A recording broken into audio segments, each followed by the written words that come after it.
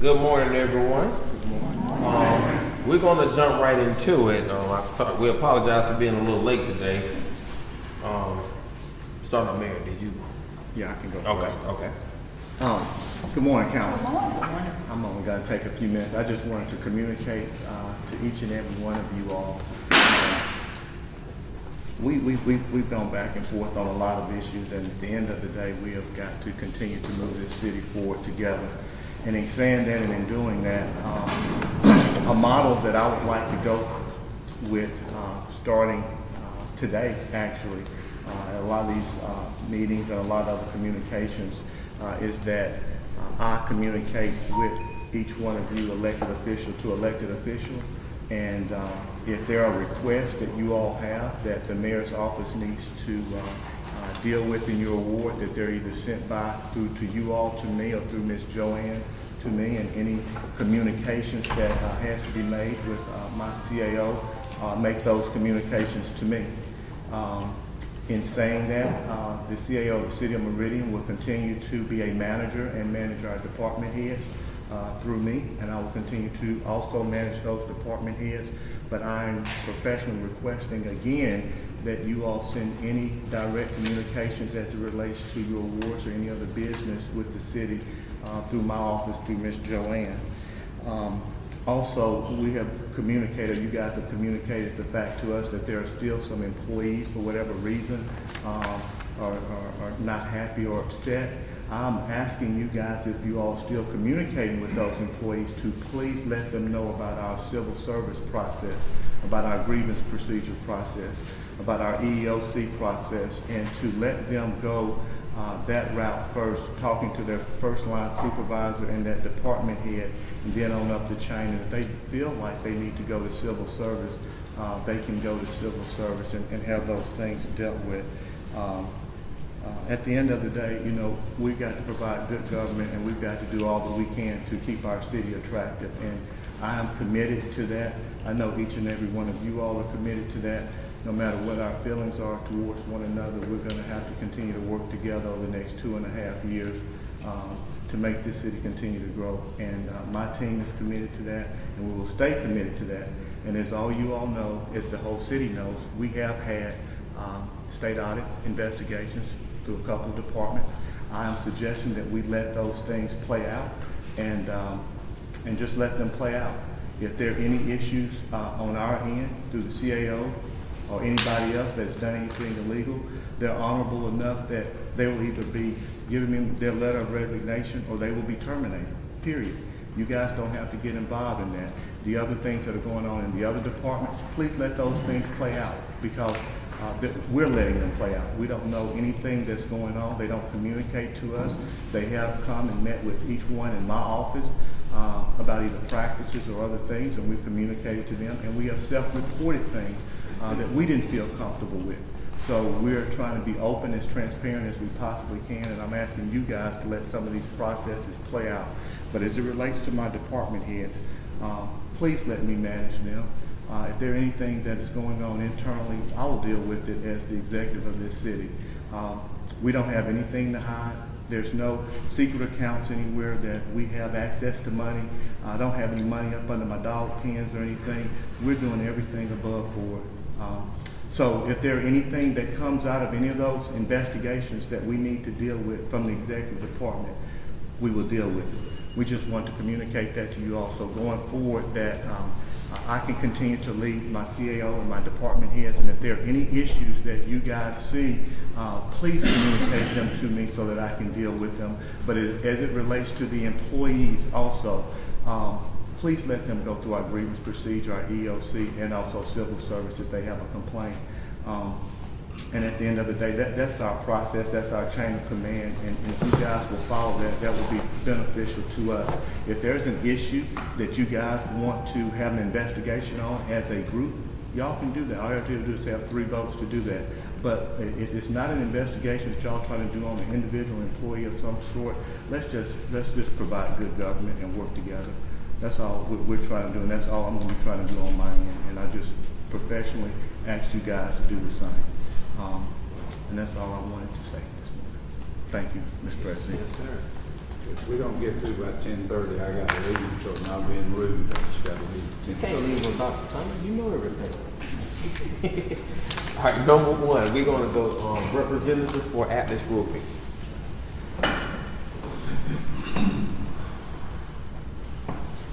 Morning. Good morning. Morning.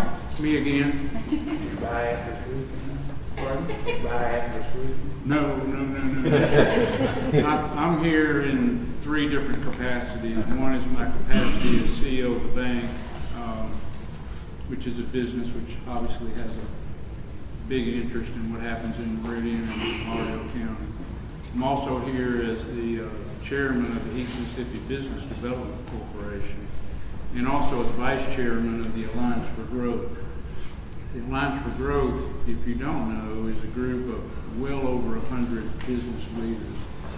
And this group, all of those people that I represent, are concerned about the situation that Atlas Roofing Corporation is in. And maybe the lack of a sense of urgency about how that bridge closure is impacting their business. I think, Councilwoman Houston, a third or so of that plant is located in the city. The bridge is definitely located in the city. I spent some time personally out there at their plant, listening to, watching the traffic, the trucks come in and out of the traffic, and meeting with their management team. And I'm going to ask them to come on up here. I got 3 guys that basically run Atlas Roofing. And I spent some time in the last few days just sitting down with them and listening to what their concerns are and sensing their frustration and anxiety. And I appreciate the fact that you guys invited them here, you know, to hear directly from them what they have to say. But I challenge you to go out there and sit down with them one-on-one and listen to them. You know, they've been here since the 1950s, just kind of quietly sitting out there, growing, employing well over 250 people here, and haven't asked for very much. They've just been good citizens, doing what they're supposed to do. So I appreciate, again, you inviting them. I wanted to come and introduce Andy McLaughlin to you. He's the Vice President at Atlas Roofing, and he wants to accept your invitation to address the council. Thanks. How you doing, Mr. Andy? Good. You can stand or have a seat, whichever one is more. Well, whatever. I don't know. Never done this before. Have a So- seat. We'll be more comfortable. All right, no worries. We all family here. I just want to introduce Vernon Berwick and Brad Parton. Good morning. These 2 gentlemen are plant managers at 2 of our 3 facilities, operations that we have in Meridian. Everyone knows Atlas is a roofing plant, and we've been making shingles in the site since the 50s. But we actually have 3 different operations, 3 different businesses that operate off the site.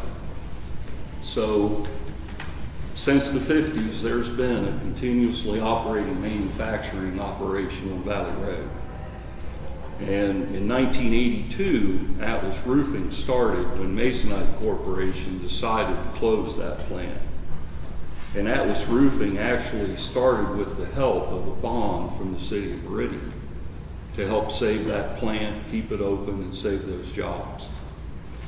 So since 1982, Atlas Roofing has grown. Today we have over 1,300 employees. We operate over 30 different operations in 13 different states, Canada, Mexico. So that all started here in Meridian on Valley Road. So as we look today in Meridian, we have a $25 million payroll. We have over 250 employees in town that pay taxes and support local businesses. We pay over $500,000 in city and county taxes. We, on a normal year, will spend $4.5 million in utilities. In a normal year, we'll spend over $9 million in goods and services with local contractors here in the city. Just getting work done. So all of that involves the commerce that we do to generate that type of activity. On a normal month, we'll ship about 1,100 trucks in and out of that site on a normal month. 24 hours a day, 7 days a week. And until March 18th, all of that went across the Salwashi Creek Bridge. We found out in mid-November that the bridge needed work and was going to need to be repaired. Makes sense, it's been there since the 60s. And so we had it closed to one lane temporarily, and then recently in March, it was essentially closed. So since 2012, we've invested over $15 million worth of capital in our site in Meridian. Most of those investments, again, have been to local contractors who did the work to improve our infrastructure, improve our processes, to help keep us competitive in the businesses that we operate in, to help keep jobs and grow jobs here in town, in the area. So most of the infrastructure that we've spent on the west side of Valley Road since 2012 has been based on the assumption that the main flow of traffic will be coming from the north side across the bridge. So now that the bridge has been closed, the flow of all the materials has obviously been reversed, going through the south side of the facility. And if we have rail cars being switched out by the Meridian Bigby, blocking the site, over 3/4 of the site now is blocked off. And again, all that flow is going in an opposite direction from where we've designed and operated efficiently and more efficiently than we are able to now. So our position, one of the roles of a business and a market economy is to provide jobs. Jobs that pay salaries so that people can take that salary and go spend it for goods and services. And the role of government is to maintain infrastructure. So all we're asking is for the government to maintain the infrastructure and fulfill the role that they're charged to do, so that we can get back to doing our role, which is running the business. So thank you for your time and patience.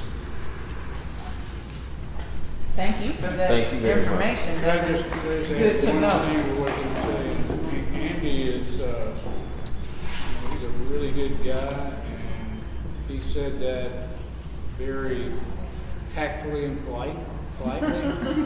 But every second that goes by that bridge is closed is costing that company money that he's responsible for. And the concern is the lack of sense of urgency to do something about it. Taking that cab long, whatever we need to do to get that to start the process, I think he would gladly acknowledge it's going to take some time. But the sooner we get started, the sooner that bridge gets fixed. And he's a little bit too nice to say it that way, but that's really the problem. Which is why we're at this place today, to get those details that I think many of us did not know the value of the organization to this community. I know they contacted me about coming out, and I plan to still go. Just the time frame to try to get there between when we talk and here just didn't work out. But I appreciate you bringing that information, and it does paint a bigger picture about what you all have going on out there. We would welcome any and all of you to visit at your convenience. Now, if you have any questions today about How do you get to the interstate? you have to go out to Marlene. Around 29th Avenue. George, you have to leave Atlas. You go down the road. I watched it yesterday, and the trucks had to go down that road and make a sharp left turn, and then go up 2 hills on 29th Avenue. That's the next exit up. East and get on the other side. Otherwise, you can pull straight on. Clarify for me, the bridge leads to a now private road. That's right. It was public road and then we closed it for Atlas's private use. Valley Road was closed in 2011 for safety reasons because of the amount of traffic going through there, both our traffic and public traffic. So now Atlas is the only people who have access to this road. There is no through traffic. The road It's not Atlas, it's not only Atlas people that come into the site. It's not. Oh, no, we have a lot of contractors, businesses, suppliers that come in on a daily basis. But there's no public traffic coming through there at all. It's There's just no through traffic related to business. That's the only traffic that's coming through. typically. So one concern that I had was that we would then be spending $1 million to fix a bridge that only is benefiting private business, which is not normally the role of government, as you pointed out. It doesn't mean we shouldn't. It just means that normally we wouldn't entertain fixing infrastructure for a private entity in normal circumstances. Although this is still a public bridge, it only benefits a private entity. Well, it benefits a private entity that benefits the citizens of Meridian and Lauderdale County because of all the reasons that he highlighted. I would disagree with your statement that that's not what your purpose is. I mean, your purpose is to facilitate the growth of the city of Meridian, and certainly that bridge will do that. We have 3 facilities here in Meridian that operate 3 different distinct types of businesses. Every one of those facilities has a sister plant, at least one, somewhere else in the U.S. One of them is in Alabama, one of them in Ohio. We have several other shingle plants. So at the end of the day, frankly, it's a matter of competitiveness and investment and cost. It's not our bridge, it's the city's bridge. It has been the city's bridge for the last 70 years. And it's a function of the competitiveness for our business to be able to operate the way we have been. If we add cost to that, then it's something we have to factor into our business model. Capital or expense. Well, we're spending about $3.5 million out on the other side of town for the industrial park. The whole intent is public money being spent to facilitate business. I mean, we do that. That's how all these other communities are growing, by facilitating the growth of jobs.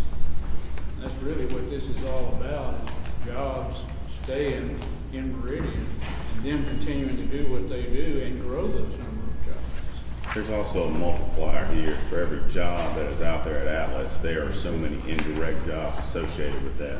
When you look at, let's say, travel baseball, you have 9 kids playing on that team. I can't remember what exactly the multiplier was, but it was somewhere around 3.1 people per player. So here you have 250 employees that work there. How many indirect jobs are associated with that due to their families being here as well? Mr. Eddie, I'll tell you, I'm in favor of this moving forward. Thank you very much for what you guys bring to our together. I appreciate your time, and again, if you want to come out and look at the plan or have any questions, you feel free to visit. We'd love to have you. Who do we contact? You can contact myself or Archie or Bill, and we'll line it up with the plan. Robin is our HR person that called you the other day. So she's somebody you can contact as well. No worries. Then y'all got a card with your number on it? Yes. I'll bring some. You got one, or I have some other ones. That's his card. Thank you. Thank y'all very much. Thank you. Thank you. Appreciate it. Appreciate the information. All right, Mr. Mike Parker.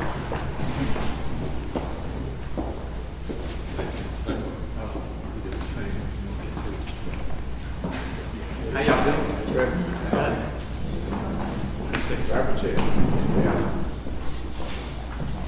I'm Mike Partridge, I own from Old Highway 86, and for months I heard rumors of a sidewalk. You know, and I thought it was going to behind this school children open at school. And recently I discovered the sidewalk is coming right through our restaurant, right in front of it. It's open to change the way that we'll be able to do business, the way people will be able to park. And I'm here today to try to find some relief. This is what's being proposed. Mr. Hughes? Okay.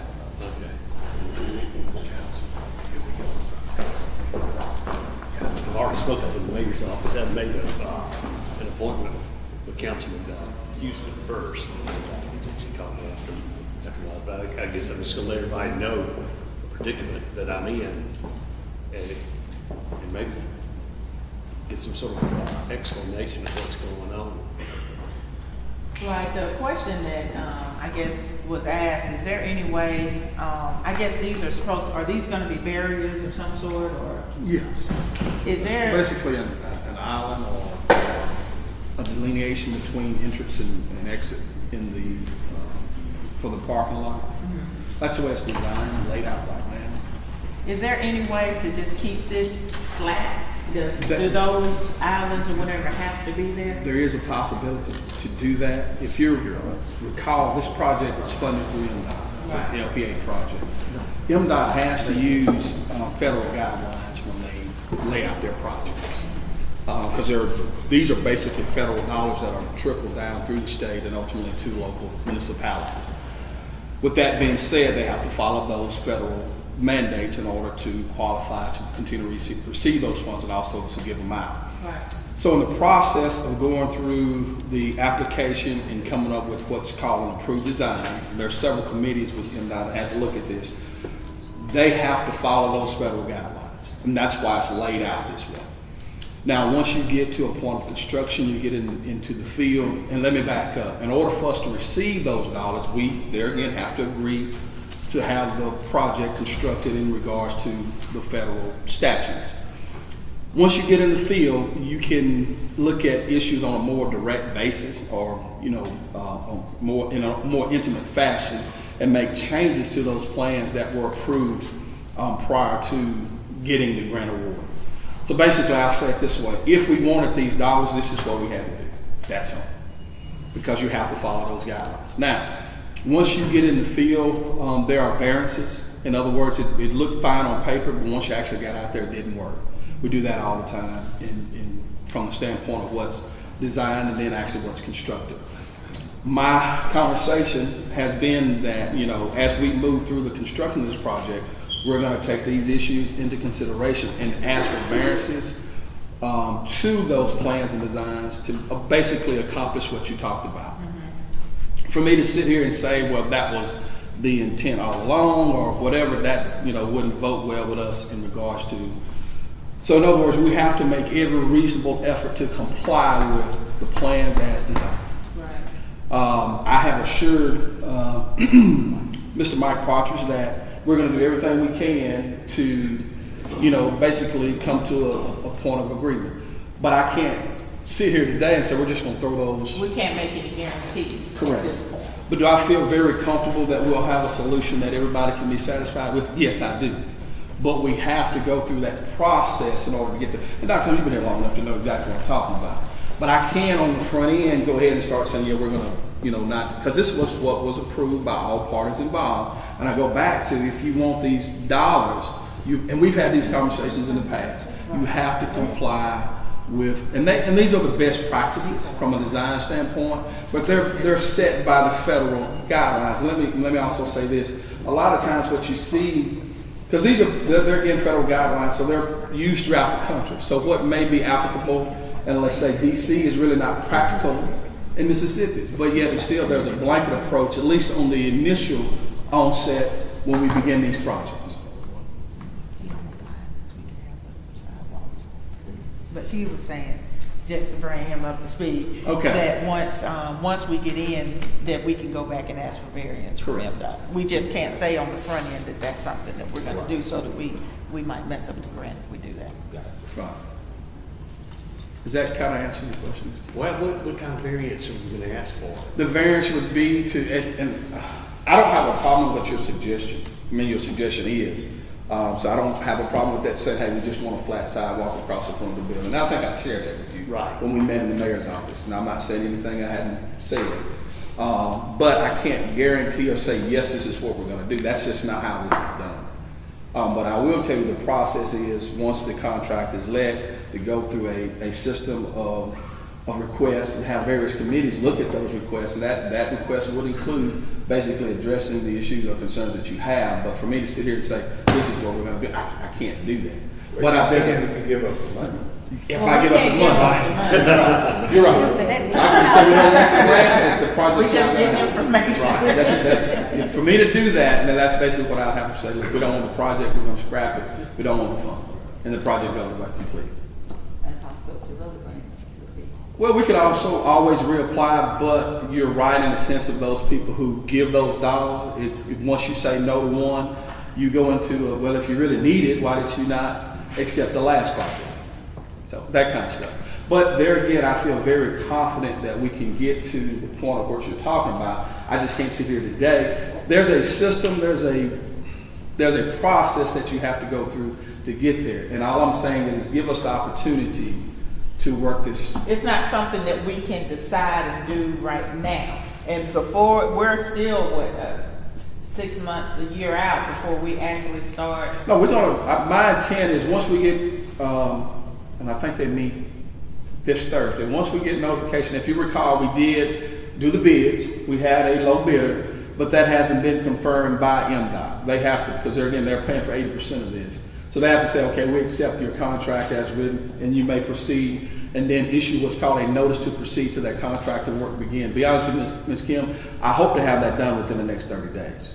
Immediately after that, once we have I'm going to use the term the team in place, being the engineer of record as far as construction, the contractor of record as far as who's going to actually do the work, we can go through and start asking for these variances at that time, once we get to that level. So I guess at the end of the conversation, the main thing is that we're willing. It's just still a process, and we have to get approval for any changes. But we're willing to try to entertain that. Well, I'm here to let as many people know what's going on as I can to get as much help as we can, because this would severely limit our parking. And as a matter of fact, when whoever drew up this plan, we can't even bring a food truck up to our back door where they have parking. Then they take into consideration for our garbage pickup or our spent oil pickup. And those are some of the things we would use in requesting for that variance. This is why this That will would give not- us the leverage Correct. to be able The to. exact things we're talking about, those are the things we would use in that conversation. So here's why variance is warranted and needed because of these kind of things. And in the past, MDOT's been very receptive to those kind of conversations. It's just not something that we can put out there right now, but get all that documentation together as far as your food truck, your garbage pickup, your parking, the number of employees that you have, that this would, hinder them being able to park plus service your customers. And I think that would give Mr. Smith some concrete stuff that he can take back. And let me just say this, MDOT wants these projects to be positive for the community. When you lay out a set of issues that negate that, they're just like us. They don't want a project to come and close a business. That's not what this is about. They want it to enhance the community, not, complicate things or create issues. And those are very legitimate justifications for variance. Because the islands are not, it's not keeping water flow. No, what's the purpose of the the purpose of the islands? islands is when you delineate a sidewalk, it's about it's a safety issue. They want direct entrance and access to driveways, so you have designated crossing points when pedestrians and vehicles come in contact with each other. You have a designated point of contact that both parties should be mindful. This is where people are going to cross, and this is where the vehicles or entering or exiting. Gotcha. That, You that's have what- to have a sidewalk period in front of the rustler? Can you leave it free? There's a possibility for us to go and request that part of the sidewalk be totally removed from the project, but I'm not gonna say that now, because it goes back to what Dr. Thomas said.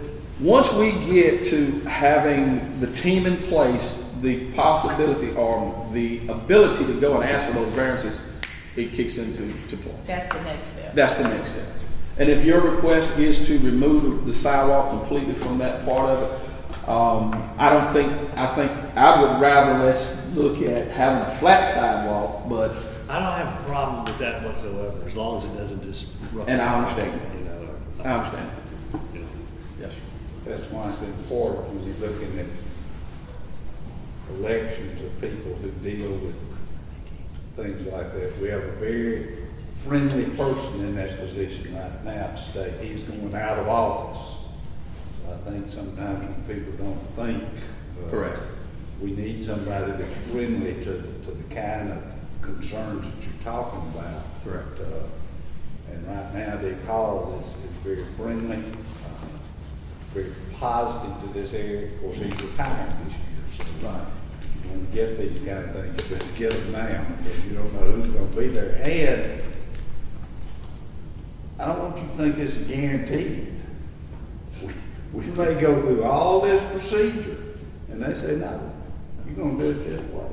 I think there's probably 80% chance that, yeah, it'll be changed, but I don't want you to think just come right here and you say, well, it's not going to. Thank you, Doctor. You want to be very positive about it. You deal with government. Government is strange. We are. Yes, strange and slow. You just never know. You hope you've got everything worked out. And I think right now we've got a very positive relationship with people over there right now. Correct. And that's where I'm coming from. We have a very, I'm going to use the term sensitive official Right. to our area and our meetings, and I feel like that he would be very receptive to the things we're talking about. And he understands that. And that's the other part of it, have someone who can understand He does. your situation and why it makes sense. And that's some of why I'm so positive that we can get this resolved, because we have an individual that we've worked well with in the past and been able to accomplish some things. He's done a lot of things here. So to say Dick Hall be nice to him. All right, well, thank you for coming and sharing. And Appreciate I think your it's enlightened the consideration. city council as well about this process, so we'll move forward the best we can with it. Yeah, correct. All right. Thank you. Thank you very much. Yes, thank you. All right, moving on to free water bills. No, I'm just kidding, the water bill. Free and shut it down. No, it can't be free right now. I mean, we just left out of. I think we were just trying to get an update. I don't see any of those people. Okay, just update from the previous meeting. Right. So what we found out is. Yeah, the process and how long. Okay. So plan of the project. When we're gonna get the monthly water bills? Well, currently, right now, we had those two issues that we talked about at the previous council meeting. Currently, at this point, we're reading the meters on a 24 to 28 day cycle, getting those read and billed out. Right now, there's approximately 12,400 meters, Mueller meters installed. Approximately 11,800 of those meters are being read automatically, which means that they can read them without going out, having the meter readers read those meters. And you can tell you, I guess, how many more they have to.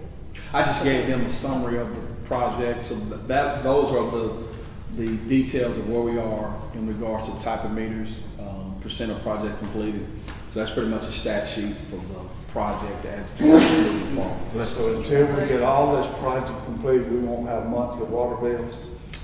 Yes, the water bills are back on the 24 to 28 day cycle, so you should be receiving monthly water bills. How long have they been on that cycle?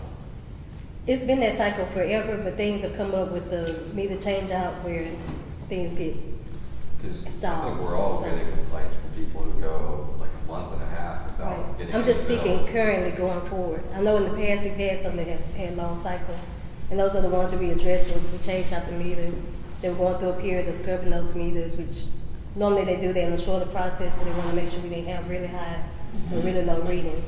And so there was a couple of people going through doing their process. They talked with IT, found another way to streamline the process, make it a little faster in scrubbing the meters, or scrubbing the readings. And so those bills are now back on the 24 and 28 cycle. Effective in April. Right, I'm saying- Everybody will get a monthly water bill. Right, is what you you're should receive saying. a monthly water bill, unless we run into some unforeseen issue. How will we know what you run into the problem? We can let you know if we run into a problem, Okay. if that helps. Okay. Yeah, heads up would be good, you know, I don't know if we can do a PSA or just a friendly reminder, or, I mean, We just could- something, just We so can let the that, council know. The only thing is when it happens in just one route or two Right. routes, because it's not city-wide. Okay. So it's not, we don't It's want to not go out and everywhere. tell the entire city, you know, hey, this is happening, and they're like, well, I didn't see that happen here. Right. I didn't see it happen here. So it's just in regards to one or two routes. But we'll definitely let you know when something comes up, so if you get a call, to know what's going on. And if they know when their bill is due, they can go ahead and pay it. It won't be due at the same time because it's a But they can 24. go ahead and pay their every Right, they can monthly go ahead, charge. right. We have some customers that come in and they ask, you know, hey, what's my bill? And we tell them, you don't owe anything right this time, it has to come out. But if you want to go ahead and make your normal payment, you can go ahead and do that. And it just puts the credit on your account when it is due. So the waiving the late fees should be over now, or? We went through and waived the waived the late fees or credited the late fees for the ones where the bills didn't go out. So those late fees have all been removed from those customer accounts. As far as waiving any other late fees, we hadn't waived just across the board. That's something the council would have to approve. well, I think you all kind of said you didn't want to go that route, seeing being that some people just don't pay their bill on time. Right, before we had late So fees. y'all are handling the people whose late fee was a result of an Of error. our action, Okay. right, yes. Before we had late fees, people didn't pay the water bills until the water was turned off, in most cases, so they could be 2 or 3 months down the road. So the late fees encouraged most people to come in and go ahead and pay their bill before they receive that $5 late fee. But we still have some that don't pay until they're turned off, but you always have stuff like that.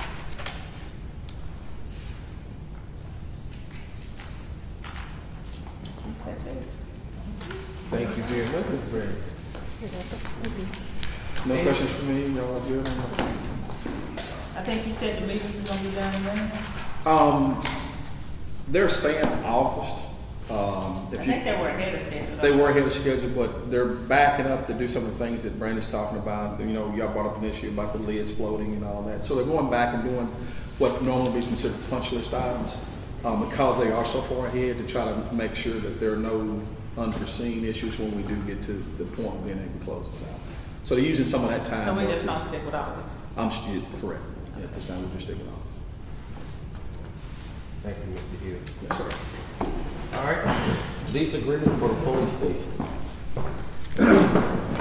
So, everybody may or may not know, this October 1, the way the old lease for the police station goes is we're paying about $25,000 a month on lease right now for the police department.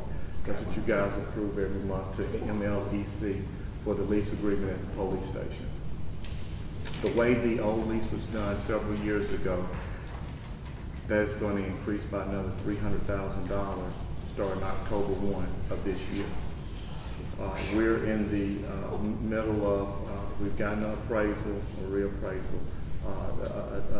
The old agreement, the owner was David Watkins, okay? The new owner of the building is Retro Metro. We're working with the group to come to some conclusion, which we'll be adding you guys in on possibly the purchase of that building from them so that we can go into another arrangement over the next 20 years of owning that building instead of going into that lease agreement.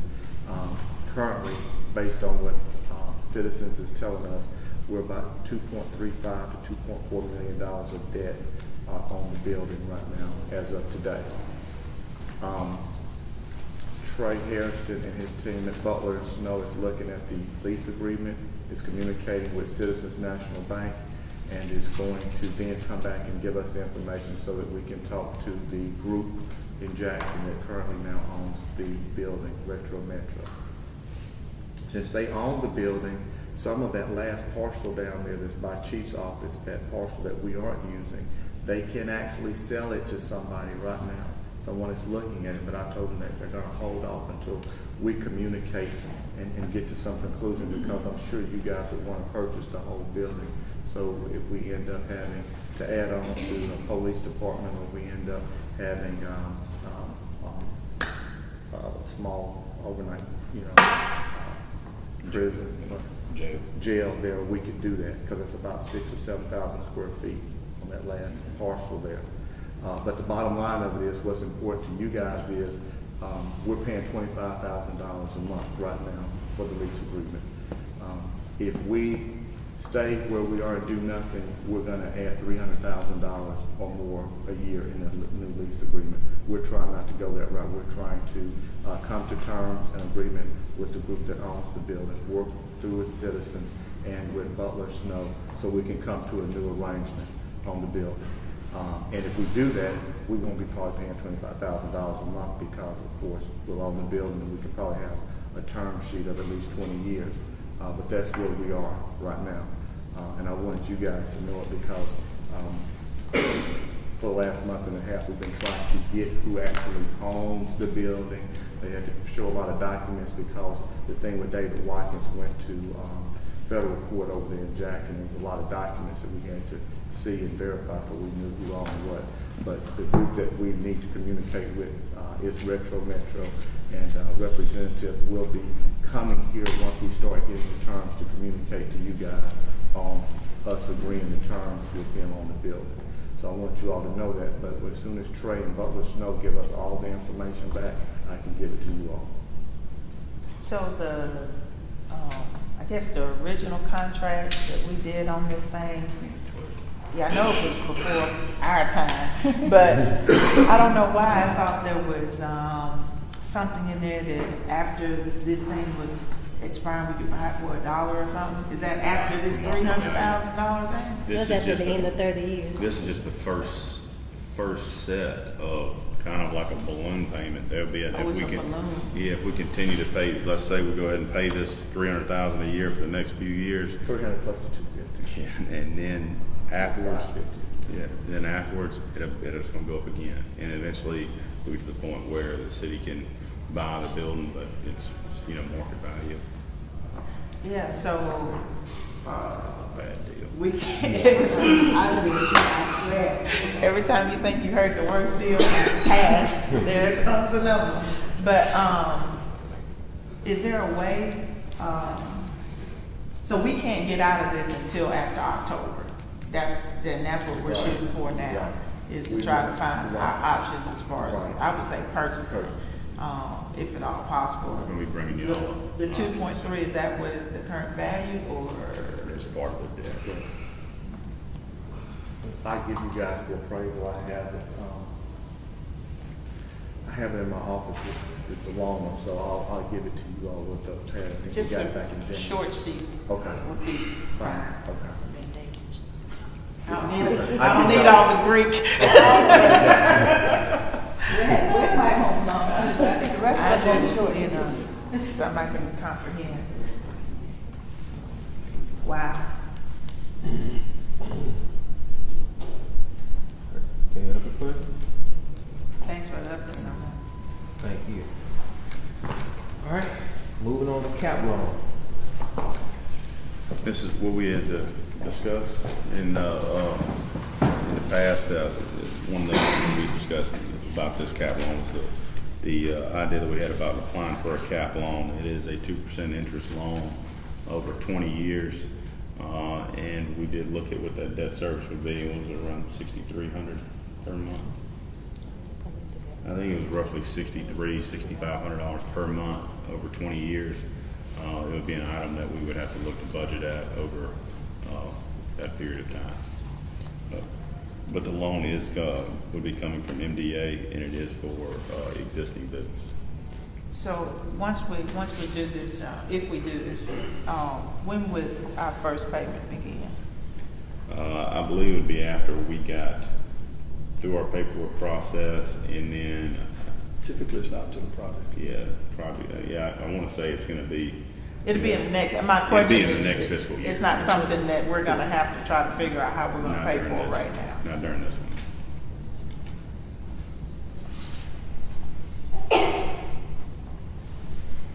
That's it. Where are we at with our bond capacity right now?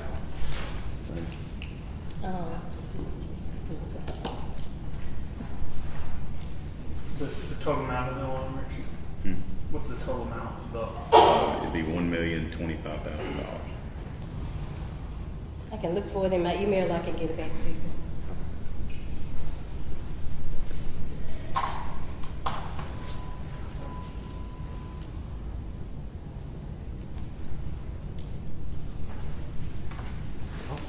Because if we move forward on buying the police station, we would have to obviously borrow that money as well.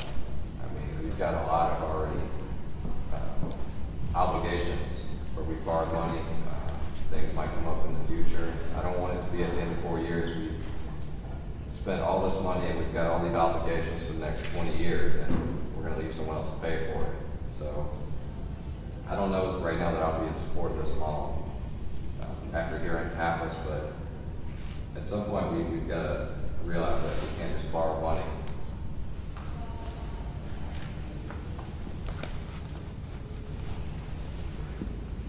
Anything else? So Randy, you gonna send us that? I'll send it to you. What's the capacity and what's left? Yes. Send it to Ms. Joanne. She'll get it to all of us.